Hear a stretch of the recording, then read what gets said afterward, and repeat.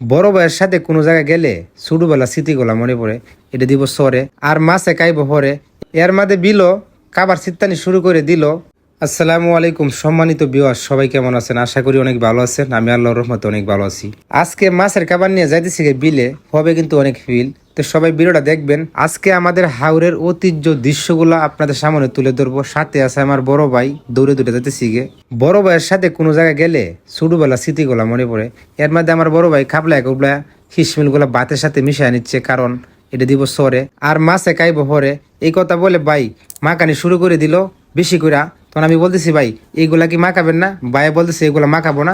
এর মাঝে বিলো কাবার চিত্তানি শুরু করে দিল। তারপরে আমি কি করলাম, এক হাতে ক্যামেরাটা ধরে রাখলাম আর এক হাতে নাওড়া বাইতেছিলাম, আর আমার অনেকটাই ভালো লাগতেছিল। তখন ভাই আমারে বলছিল তুমি খাবারগুলা দেও। আমি বললাম ভাই যদি আমি খাবার দিই তাহলে ভিডিও করতে পারবো না, আপনি খাবারগুলা দেন, আমি দেশের ঐতিহ্য দৃশ্যগুলো তুলে ধরি।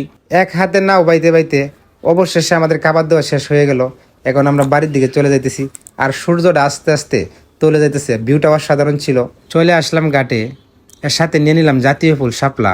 এখন আমাদের জাতীয় ফুল শাপলা ফুল হাতে নিয়ে নিলাম, আমি বাড়ির দিকে চলে যাচ্ছি।